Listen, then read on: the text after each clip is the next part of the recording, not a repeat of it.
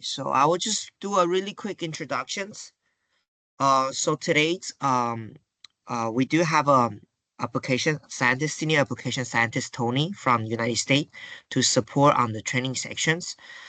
For this training section, we're going to talk about our Prima Pro and Prima BT in more in-depth into what application they're able to do. Last week, we kind of mentioned about the principle, the mechanism of how we utilize mass spectrum to do monitorings. And today, we're gonna spend about hours to go through what are the applications, what are the things that on site we should be look out, what kind of chemical compounds or gases that we're able to monitor. So I will hand this presentation section to Tony to start the presentation training. Thank you. All right. Yeah, thanks, Evan. So I'm Tony Koo. I am the application specialist for this product line. And today we're going to talk about the applications. Specifically, what does the Prima do and what it can be used for? And then we're going to touch really quick on some applications that probably aren't going to be common to Vietnam. And then after we touch on those real quick, we'll jump more in depth into the ammonia application, followed by the iron and steel application, and then we'll end with some questions. But if you have any questions, feel free to stop me at any time. You don't have to wait till the end. So what does the Prima do, or what does a process mass spec do? Well, it speciates and quantifies gas, which is just a fancy way of saying it tells you what the gas is. So if someone had a gas that was N2 and O2 and they put that into the Prima, it would tell you you have this much N2, this much O2. So here is a natural gas application. So if you put this natural gas into the Prima, it would tell you we have 93% methane all the way down to 3 ppm H2S. And not only can it go all the way from 93% to 3 ppm, it can also tell you the difference between isomers. So isobutane and N-butane. So they have the same molecular weight, the same chemical formula. The only difference is how the bonds are made, but we can tell the difference between them. Now, we can't tell the difference between all isomers, but we can tell the difference between a lot of them. I'd say at least 90% of them. Sometimes it depends on the concentration. I'll talk more about that a little bit later on when we talk about the ammonia application, because there is one thing we can't do there. But also another good thing about this slide is that it shows our guaranteed precision specs. So for all the process mass spec companies, Thermo Fisher's Prima is the only one where we guarantee our precision specs on what the customer is actually going to look at. So most companies don't provide a guarantee, and if they do, it's on argon and air. And besides the fact that argon and air is the easiest thing for a process mass spec to do, most of your customers won't care about argon and air. So there is one little note about that, though, which is relevant to you guys because you guys are going to be selling into ammonia applications. Our biggest competitor, Extrel, they do provide a guarantee on ammonia applications. And the reason for that is because most ammonia plants are always looking at the same thing. So they guarantee the ammonia application, but say if an ammonia plant has something weird, something different, let's say they're like a green ammonia plant where they get their hydrogen from a different source. Extra won't be able to guarantee that, but they will guarantee a standard ammonia application. So I was trying to come up with an example of what people would use a process mass spec for. And the example I came up with was an internal combustion engine. So the engine that's in most cars, most motorcycles. And if you're not familiar with how an internal combustion engine works, you take air and fuel and you stick it in a cylinder. That mixture gets compressed, a spark occurs, which then moves the piston, and that piston generates work. So in the car example or the motorcycle example, it turns the wheels on a car or a motorcycle. And then the gases are exhausted. So if we were to look at the internal combustion engine with a process mass spec, we would look at the air and fuel mixture going in and the exhaust gases coming out. So by looking at the exhaust gases coming out, if we see any O2 in it, then we would know that we can put more fuel in the beginning and we can get more work done in less time. So for an ammonia plant or iron and steel facility, they can make more ammonia or more iron and steel in a shorter amount of time. Then if we look at the exhaust gases and they see any air still in, or any fuel, any hydrocarbons still in it, then they know, oh, we're not putting in enough air. We're wasting our raw material. It's not all being used up at the end. We can put in more air and then we can get more end product. And they can also use this for maintenance, detecting errors, detecting leaks. So if you looked at the air and fuel mixture and then you did your calculation and you saw, oh, we should be using up all of our air. Why do we have so much O2 coming out of the exhaust?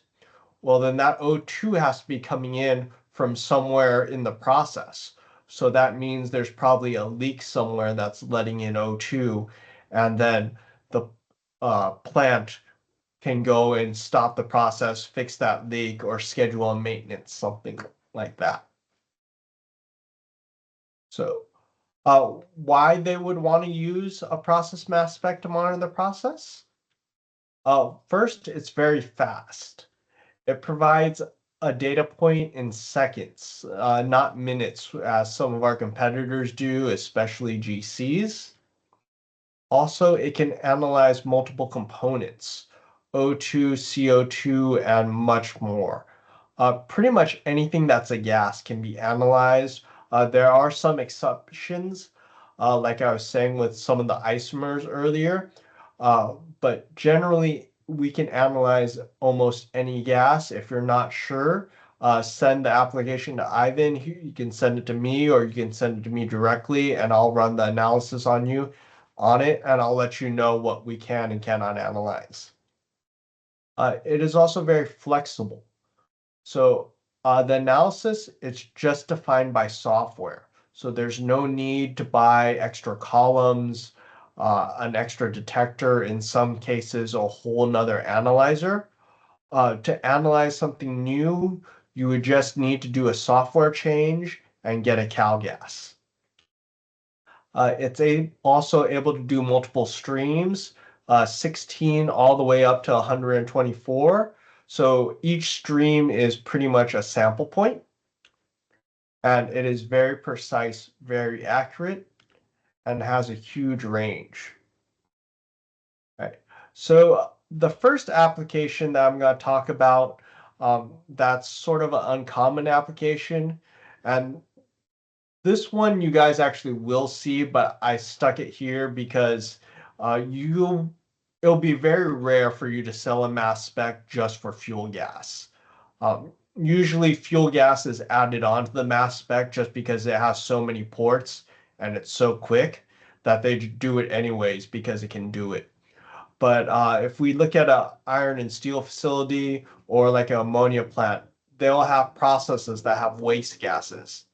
And they can use those waste gases to heat up other furnaces or other processes. However, sometimes the waste gases aren't enough to get the temperature that they're looking for, so they need to add natural gas to it. The process mass spec will tell them, exactly how much natural gas they need to add. So this way they're not wasting the natural gas. Another application, ethylene oxide production or EO production, pretty much any chemical plant. Um, I don't have a great diagram of this like I do of the ammonia plant, but pretty much a chemical plant is just like a giant chemistry set, and there's a whole bunch of steps that they're taking, and we can optimize all of those steps. I'll come back to this when we see that ammonia slide, and then this will make a bit more sense. Carbon black is the same thing. Just instead of making ethylene oxide or whatever they're trying to make, they make carbon black, which can be used, or which is put into tires, put into batteries, put into printer ink, and a lot of other products. We also have a VOC monitoring. So we have another instrument besides the Prima called the Sentinel.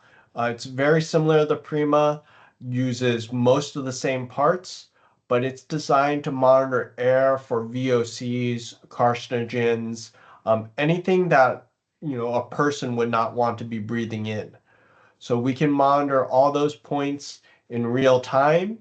And then if we detect that anything is above a certain level, it can set off alarms. And those alarms will let the operators know, hey, something's wrong. We need to shut down. We need to start to evacuate the plant. Or maybe we can turn something off and bring the air back down to a safe level.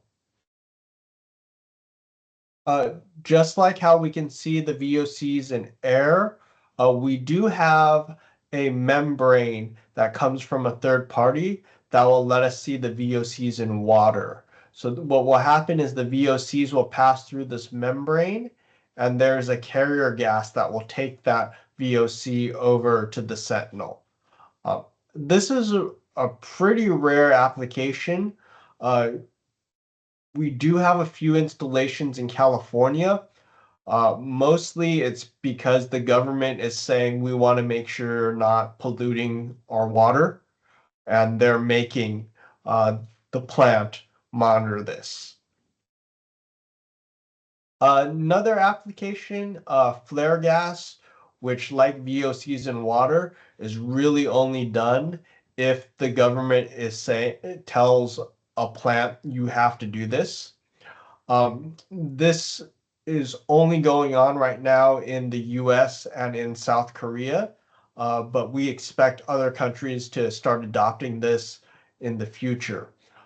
Flare gases, so on oil refineries or chemical plants, if they have a process upset, what they will do is they will send their product to these flares and just burn them. The reason they do this is because if they don't do this, it will cause an issue in their process, which could lead to bad things happening, such as explosions or whatnot. The government wants to know, okay, well, when you're burning this, you have to tell us what you're burning and what you're putting into the air. So with the Prima, they can tell them that. There's also fermentation monitoring, which is used a lot by pharmaceutical companies and biotechs. What they do is they find bacteria that can produce their product of interest. So, for example, penicillin or Botox is made this way. Pharmaceutical companies have been making them via fermentation, and then also biotechs. So, if you're familiar with the alternate meats, such as Beyond Meat or Impossible Foods, they make part of their process this way. So what the fermentation scientists will do is they will look at the gases going in and the gases coming out, and they can compare the O2 and CO2 levels in them. And from that, they can tell if the bacteria is growing, if it needs to be fed, or if it's even producing the product of interest.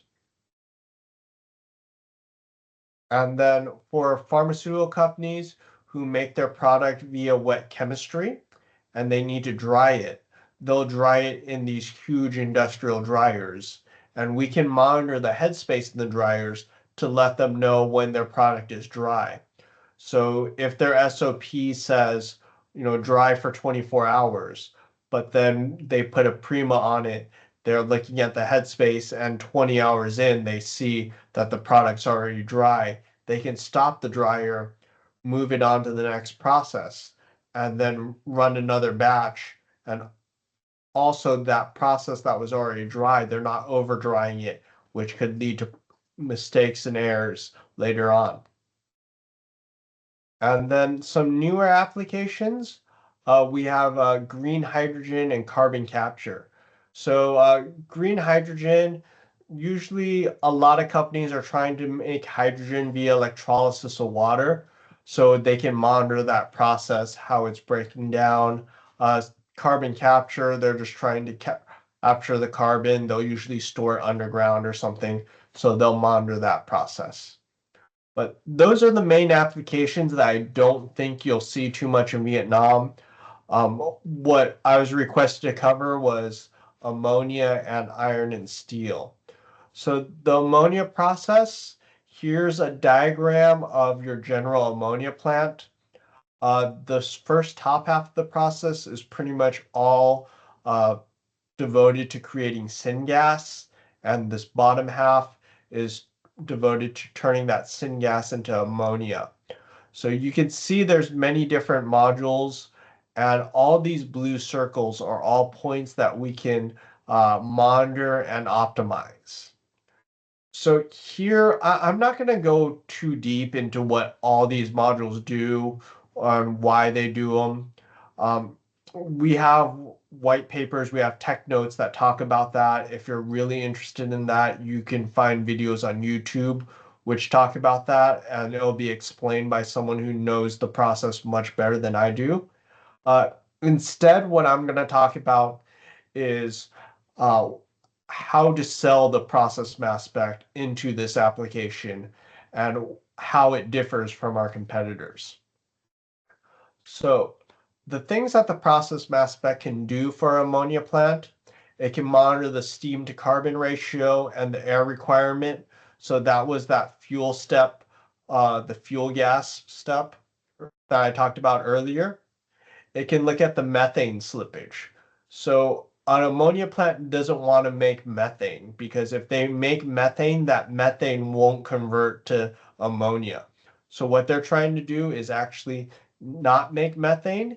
And if they accidentally do make methane, it goes back to carbon monoxide, which is exothermic. So if they have too much methane, that'll heat up parts of their plant, which can damage things. Also, it poisons the catalyst, and the process mass spec can make sure they maintain that ideal 3-to-1 ratio and monitor their catalyst activity so they can plan for outages, plan for maintenance to restore that catalyst. So like I said earlier, I'm not going to talk exactly about this. I'm not going to go too in depth into it. One reason is because this off-gas measurement is a very high value measurement to an ammonia plant. All the ammonia plants know this. You're not going to have to convince them to monitor their off gases. What you're going to have to convince them is Prima is much better than an Extrel or GC to monitor the off gases. One thing I do want to point out with this, though, is in the shift reaction, they will want to monitor carbon monoxide. However, that cannot be monitored by a Prima in this module. So we can monitor carbon monoxide, but because the carbon dioxide is so much greater than the amount of carbon monoxide, we can't tell what is coming from. We can't tell if the carbon monoxide is naturally there or if it's from the CO2 breaking down into CO. So we recommend that they use an NDIR analyzer to analyze the carbon monoxide. And this is the same for any process mass spec company. Extrel can't monitor it either. It's just a limitation of the technology. But what we do have is we do have this external analyzer option on the Prima. So there's a couple ways you can get an NDIR into there. You can have 2 sample points out of the methanator. Or you can use this external analyzer option that we offer. Having multiple sample points could be more expensive for them because they will have to have multiple sample points in, tee it off. There's all the tubing and everything else that's required. With this option, they have 1 sample point, and then the sample arm in the Prima will select all the ports as it normally does. That sample will go down, it will go into the Prima. Inside the Prima is a fast loop. So what doesn't get sampled by the Prima will actually exit through here. And without this option, it normally just exits into the RMS and is exhausted via the common exhaust. But with this option, it actually exhausts out of this port right here, which you can connect tubing to, and you can bring it to your external analyzer, so the NDIR analyzer. Right. So here are some of the other modules.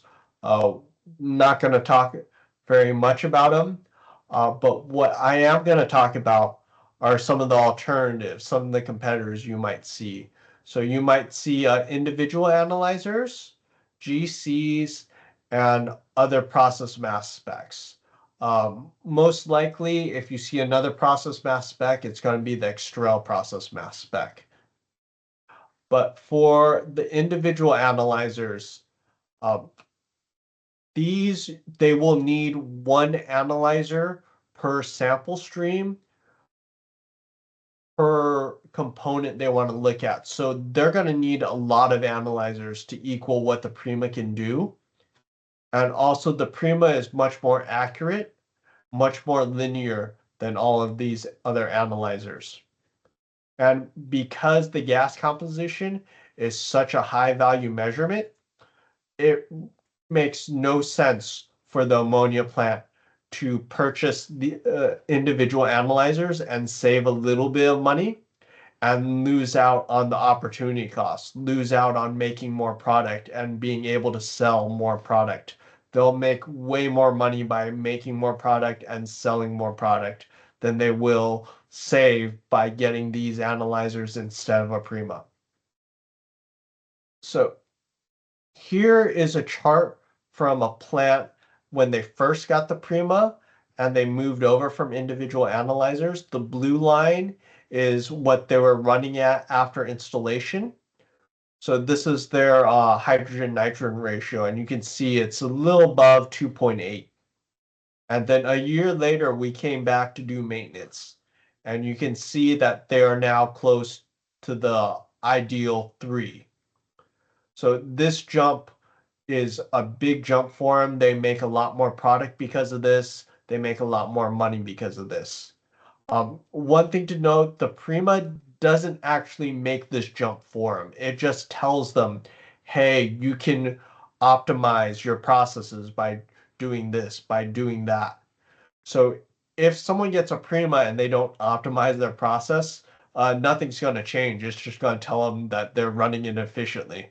The Prima won't do that for them. It gives them the tools to do that. So GCs. This is actually from a white paper that we wrote, this table, comparing GCs to process mass specs in the flare industry. But a lot of those same things carry over into the ammonia plant. So I'll share that with Ivan later on and he can share it with you. But some of the things I want to highlight is the speed of the process mass spec.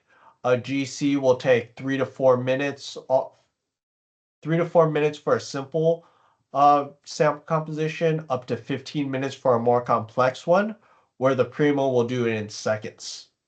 We're also much more precise, require less maintenance.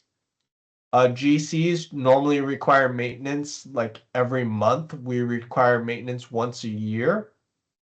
And so GCs are cheaper for 1 GC, but this ammonia process is such a high value process. No ammonia plant is going to just have 1 GC because of the speed of the GC. They'll probably have a good handful of GCs, and those handful of GCs will actually be more than the Prima. In fact, most ammonia plants look at about 10 to 12 sample points. And even with the 10, 20 seconds analysis time, some of plants will prefer to get 2 Primas and have them both running. So this way they can reduce that sample time in half.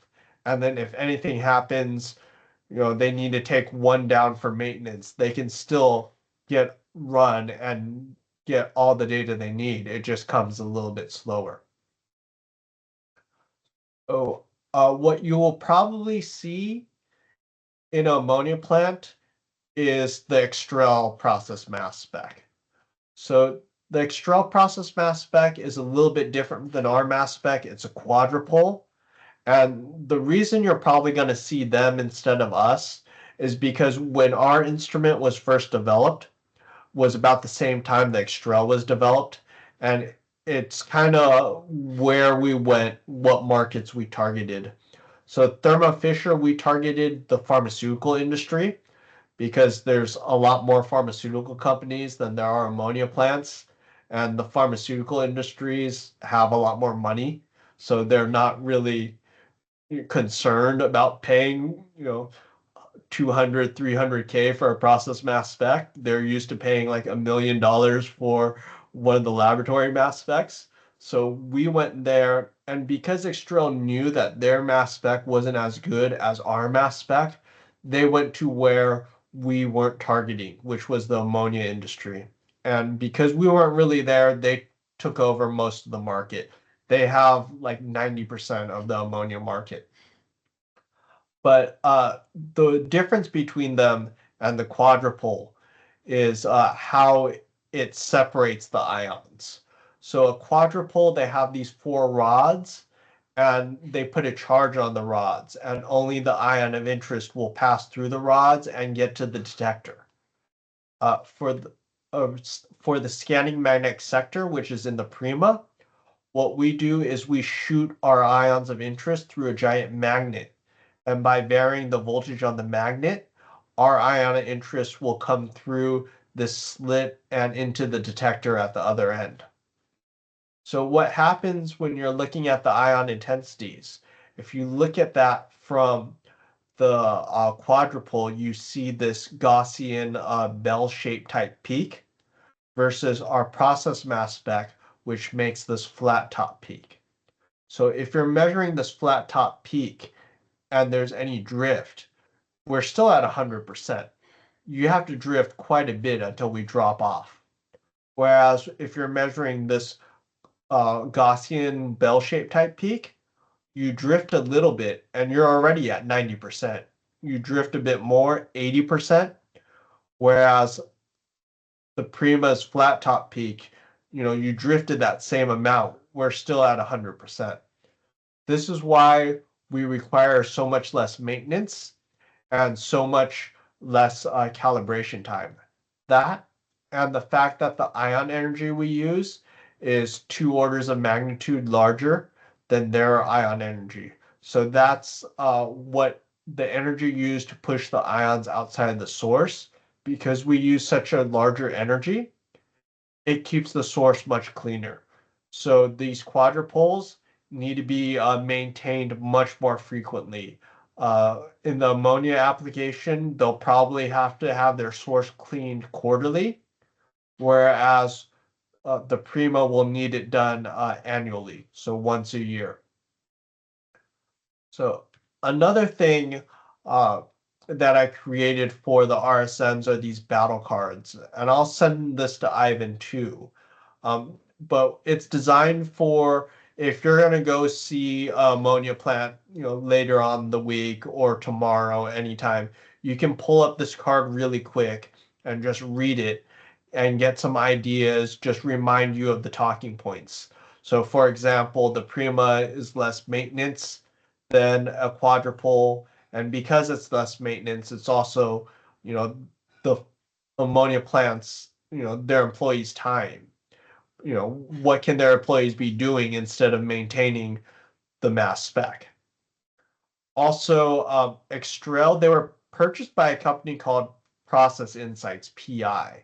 But before they were purchased by them, Extrel used to charge for their tech support. I don't know if they still do that with PI, but our tech support we don't charge for. And then there's other questions here that you can ask them to get them thinking about it.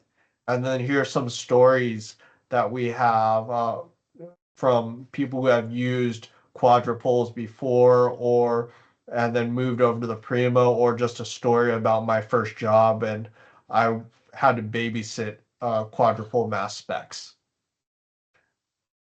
All right. Any questions about ammonia before I move on to iron and steel? Sorry, Mr. Tony. Yes.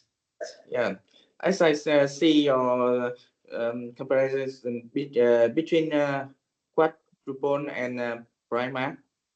I saw the price for Prima is cheaper than quadruple. So what we want, if we want to convince the client, we need to know about the scope for maintenance for Prima annual. Because in your table for comparison, you don't show the cost for the maintenance for it's here. Yeah. The main maintenance, calibration, and lifetime. We don't see the how much cost for to compare between Prima Pro and DC. Yeah. So in this paper, they did do an analysis cost of the lifetime of a GC versus the lifetime of a Prima.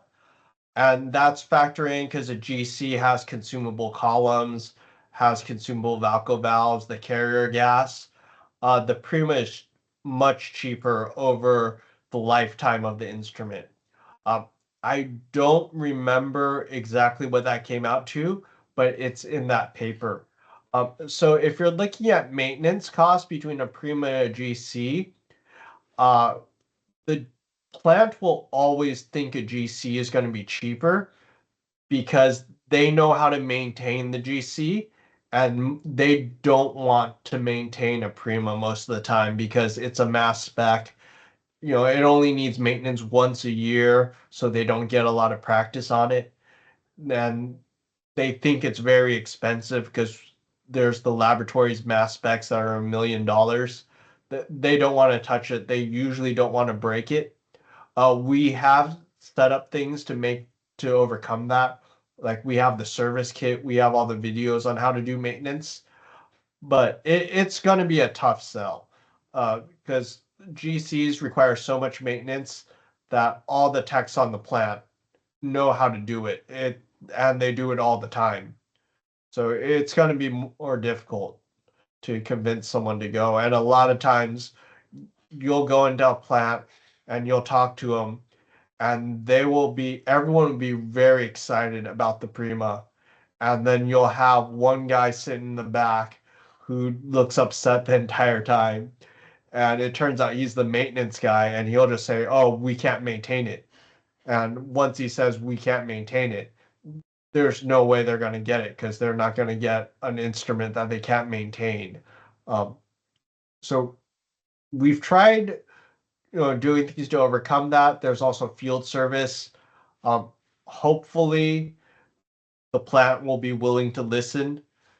And we can also provide references of other people who have Primas, and they can say, "Oh yeah, it's great, needs maintenance once a year, and that's it." Does that answer your question? Yeah, I saw a lot of advantage between Prima Pro and DC, but the price it's much more cheaper than the DC. Yeah. So we convince to our client how to train or upgrade to Prima Pro if the Prima Pro have the bribe for use operation, maintenance, and calibration annual is much more maybe cheaper because as I know in many factory we our client like NSAP, you know, they use GC Siemens maximum two for the online system for measure the hydrocarbon. So we are the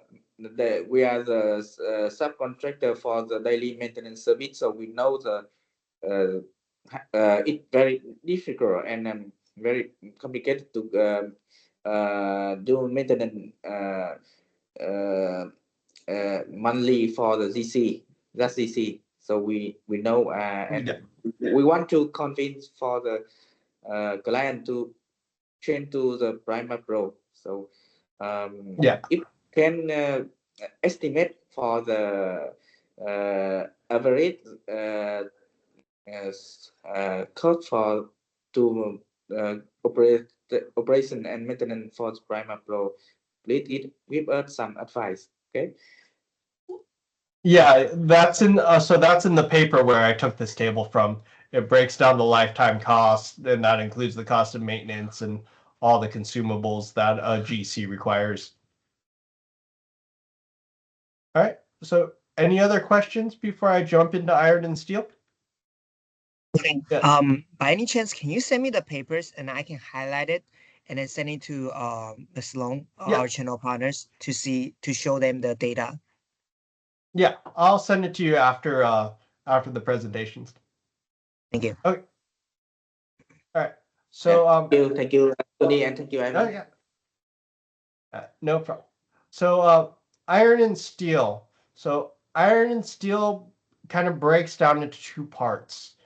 Kind of really three parts, because this first part, there's two different ways to make the iron and steel, and then it goes into secondary processing to refine it even further and get it to the exact specs that the customer wants. So we're going to start with the traditional blast furnace method of making iron and steel. So in this method, they take the iron ore, they melt it down, and then they'll blast O2 in it to remove the carbon. So you've probably heard of like high carbon steel, low carbon steel. And the way they make those is by adjusting how much O2 they're putting in and how long it goes in there for. So the O2 will react with the carbon in the ore and come out as carbon monoxide or carbon dioxide. So again, I'm not going to talk very much about the process. I'm going to focus more on the advantages of the Prima. So the blast furnace, there's several different designs of the furnace. The difference in the designs are really where the O2 is coming in, like it come in on the sides, it come in through a lance. Whatever design of the furnace doesn't really matter. We can hook up to all of them. So whatever their furnace is, they say, oh, we have this type of furnace. We can do it. Nothing to worry about. So here is an example of their process gases over 20 minutes. And you can see they change very quickly, quite a bit too. So for this application, they're not worried about accuracy that much. What they want to know is speed. They're more concerned when this change is happening because that's what they need to see. So we can set up the Prima to sacrifice accuracy for speed. So we can do this whole analysis in less than 2 seconds. And that speed, it allows them to do a couple different things. The first thing is hit their carbonization ratio. So with the data that the mass spec provides and the models that people have come up with, we have come up with over 95% hit rates. So what that means is that the steel that they were trying to make, they have the right amount of carbon in there. Because if they don't, then they have to redo the whole process, which takes time, takes money. Another thing that we can measure for with the Prima is we can predict slopping. So what happens is if you get too much O2 into the furnace, the liquid iron ore will start to bubble out. And not only are you losing your raw material, your iron ore when it bubbles out, but that's also super dangerous. I mean, the iron ore is very hot. So they want to avoid this as much as possible. And the Prima can tell them, hey, you're putting in too much O2. You need to take it down. Otherwise, this slopping will occur. Another thing we can look at is leaks, so water leaks. So the furnaces are cooled down with water, and if there's a leak in the system and it's leaking into the furnace, that water will dissociate and become O2 and H2. So if you have any environment that has a lot of O2 and H2, it's a pretty dangerous environment. It's probably an explosion is probably going to happen at some point in time. So if they see high O2 levels, high H2 levels, they can stop their process, they can fix the leak, and avoid an explosion. So here are the gases that are measured, just 6 gases. We can measure them all, and we can measure them very quickly, 1.6 seconds. So for the blast furnaces, like all the applications, there is some sample conditioning, but the sample conditioning for iron and steel is actually much greater than a lot of the other applications, but we'll be there to help them out. We don't sell the sample conditioning, but we can spec it out for them. We can help the customer tell them what they need. So the next iron and steel electric arc furnaces, DRI. This is similar to the traditional method, but instead of making the primary steel, instead of taking the iron ore and then turning it into a liquid, it sort of works with briquettes. Instead of using coke, they use natural gas. This application, I'm not going to cover it very much. The reason for that is the 3 biggest providers, Midrex, Tenova, and Pasco, especially Midrex, they have like 80% of the market, but we have contracts with all 3 of them. So there's really no selling into them. They already like the Prima. They already know the Prima. When they build a new plant, they just tell us, and we just give them a Prima. There's no need to sell them. They tell us, oh, we have a new plant coming up in 2026 here. New plant 2026 Turkey. We're going to need 2 Primas for it. New plant 2026. South Africa, we're going to need 3 Primas for it. So there's really no need to sell into this. Because of that, I'm not going to talk very much about it. Instead, what we'll talk about, oh, Ivan, yes. Sorry, can you go back to those names? I just have a few questions. So Yeah. the Matrix, Tenovats, and Pascos, are those the steel companies or like a EPC, engineering project company? They're like engineering project companies. They're actually, so they own the technology. So what they will do is they will license out the technology to a plant. So and then sometimes they own the plant themselves. Sometimes it's shared ownership of the plant. But it's really, like I said, there's really no selling. Like Midrex, they're located in South Carolina in the US. So the RSM that has South Carolina just, stops in, makes sure they're happy. There's really nothing there's no selling to be done with this. Yeah. Understand. Yep. So the next process is the secondary steel making process. This can be done through vacuum oxygen decarbonization are Roux, Herstall, Harris. So this process, this is what the Prima looks like when it goes into this process. Probably a bit different than the Prima you're used to seeing. So here's, on the right side is the Prima that you normally see. And then we have this whole other cabinet attached to it. So what this is the sample conditioning for this process, because this process is under vacuum and that vacuum changes quite often. But with this sample conditioning and the special Prima, we can monitor it while it's still under vacuum. So a lot of other analyzers aren't monitored until after the steam injectors, where it's at atmosphere.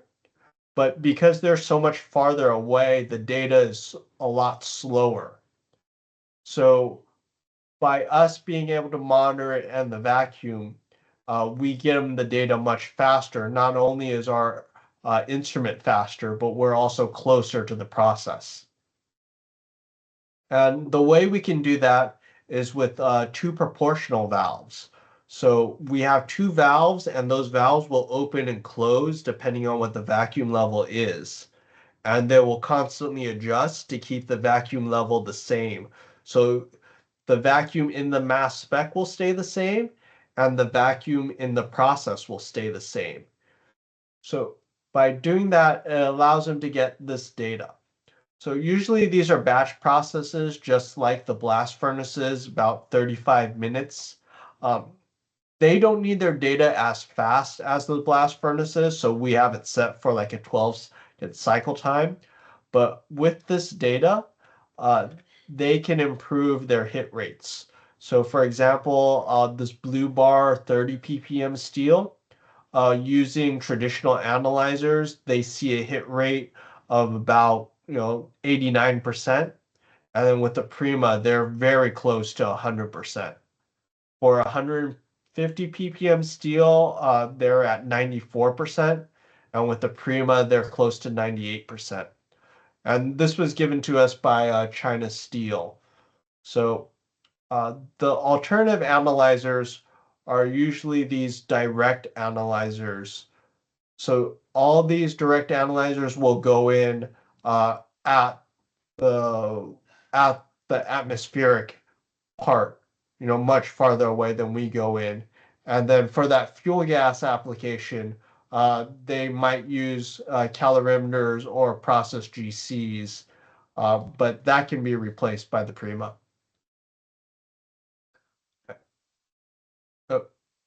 Any questions on iron and steel?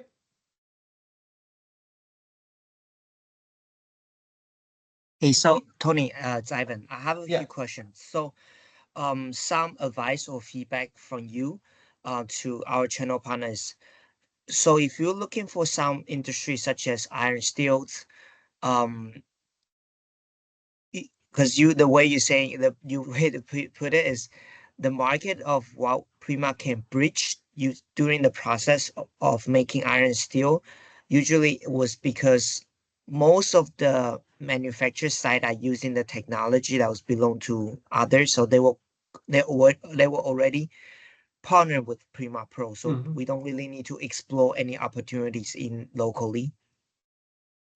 So only if they are doing DRI. So Yeah. Okay. yeah. So yeah, this whole process here, if they're doing DRI, if they're making their primary steel process through electric arc furnaces, this you guys don't have to worry about. Okay. I see. Yeah, so it's really worry about if they're making it traditionally with the blast furnaces, or they're making the secondary steel process. Understand. Yeah. Okay, that's good to clarify. So they should put more focus on the blast furnace and also fuel gas if they want to promote Prima Pro in Vietnam. That's where you believe we might have better opportunities there. Yeah, because there won't be any opportunity here. They're already gonna have a Prima. Okay, I see. Got it. Yeah. Thank you. Okay. Any other questions? Can you show me the last slide about your comparison with other technology for measure? Yes. Yes. This one or this one? Back, please, back. This one. Yeah. So and I saw in this slide, almost here are the quick measure device, and it's Yes. it's much more cheaper than Prima Pro Yeah. and ZC, and it depends on the application. Almost this device only just measure for one or two Yeah.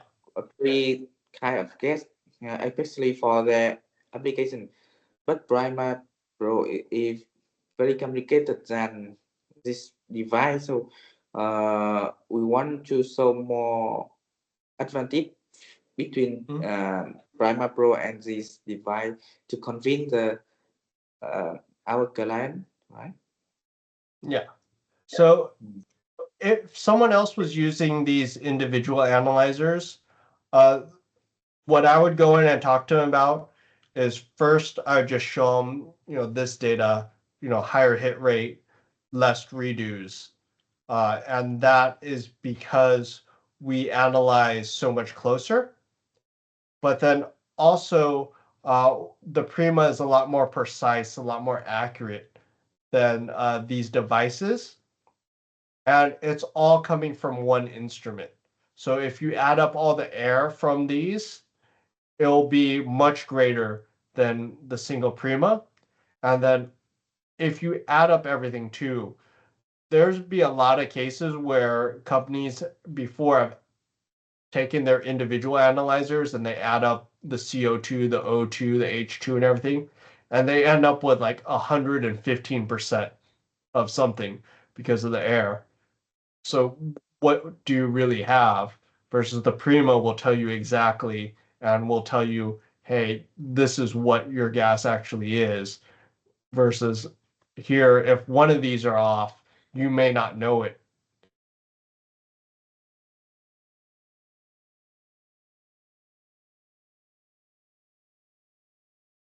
Okay, that's good idea, right? Yeah. Yeah. Thank you, Mr. Tony. Anyone have question?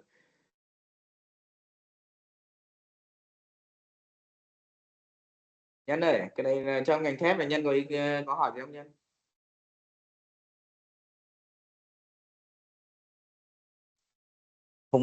Không hiểu gì sếp ạ.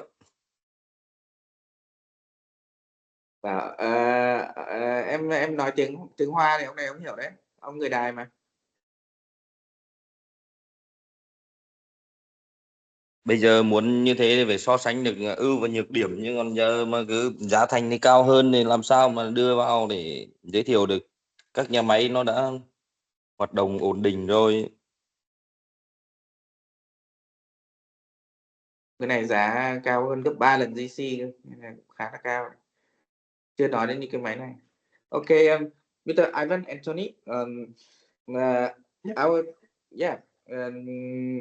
I will start just wondering about the price to compare with Prima Pro and other device, other instrument, because it like your explain. So I think that's maybe we need more time to conclude about the more advantage of the Prima Pro. Okay. Yeah, no problem. I know it's a lot of information to take in, so it'll take some time to let it sink in and come up with questions and everything. Yeah. Thank you. Yeah. Okay, one more questions from Ivan to CAD. So so today we cover the iron and steel, ammonia gases manufacturing, also syngas manufacturing. So earlier today we kind of mentioned that Prima Pro has an application biopharma, pharmaceutical, solvent dryings, other applications that require continuous monitoring. Out of all those application or industries, do the CAE see any opportunity? And then you guys would love to know more besides the ammonias and steel and oil that we covered today. Yeah, we have a gland. They be for example Formosa, Yes. and Hòa Phát Steel Corporation. You know, a very large company in Vietnam for making steel, and others in Vũng Tàu province. We have Phú Mỹ 1, 2, 3 is a fertilizer and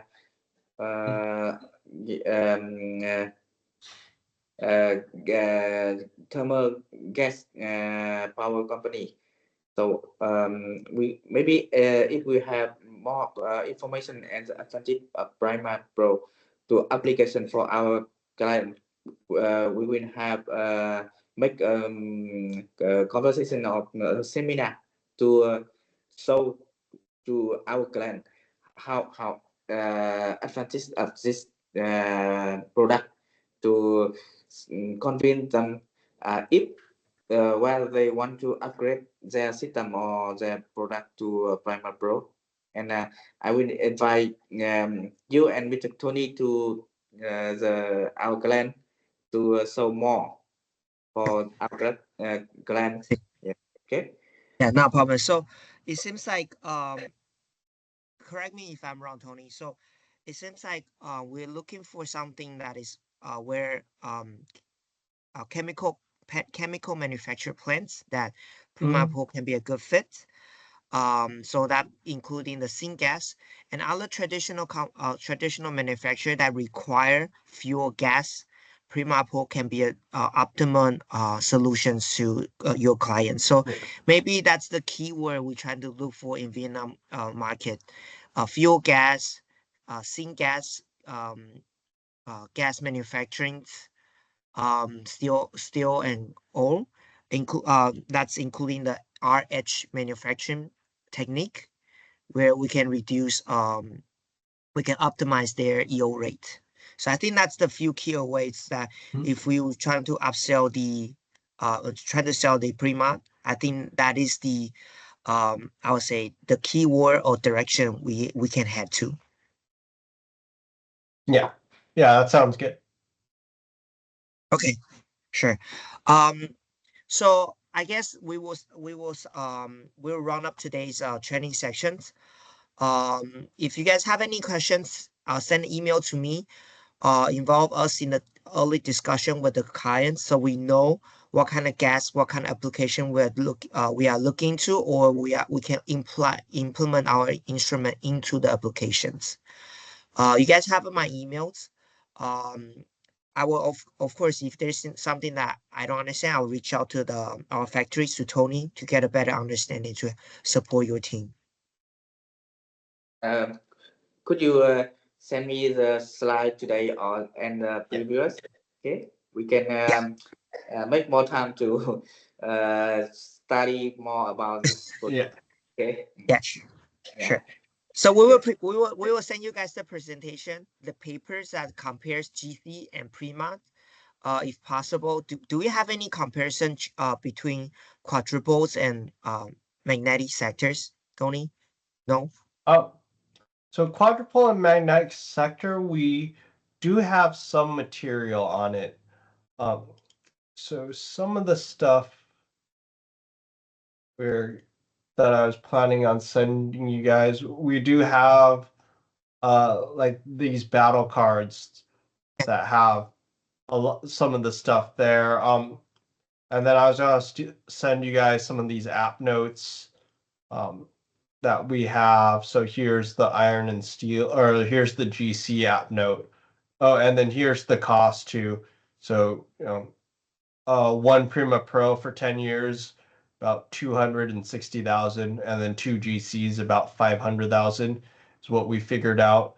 And this was done in, I think it was 2019. So it's probably more expensive now that everything has gotten more expensive. Yeah, that's what I need because we have to solve our client. We have to Yeah. solve our client about the number, not about that's not information, right? Okay. Yeah. Yes. Yeah. So Yeah, that's all in this paper. If I am a client, I just care about the number, how much we have total Yeah. much we have to pay for 1 year. Okay, sure.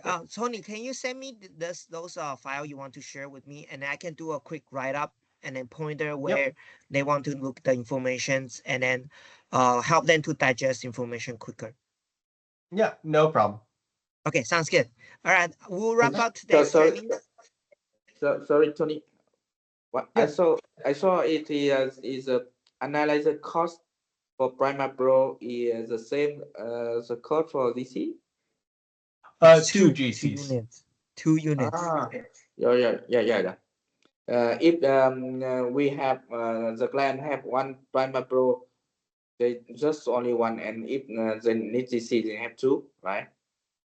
So usually they have a lot more than 2 GCs, and one Prima can replace, 4, 5, 6 GCs.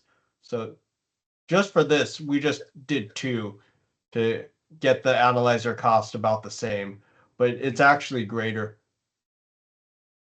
Okay. Yeah. Usually 1 GC. Yeah, I got usually it. one. Yeah, I got 1 it. GC only 1 parameters or 2 parameters, so they are limited. Yeah. So they will have multiple GC on site. Yeah. I got it. Okay. Good. Perfect.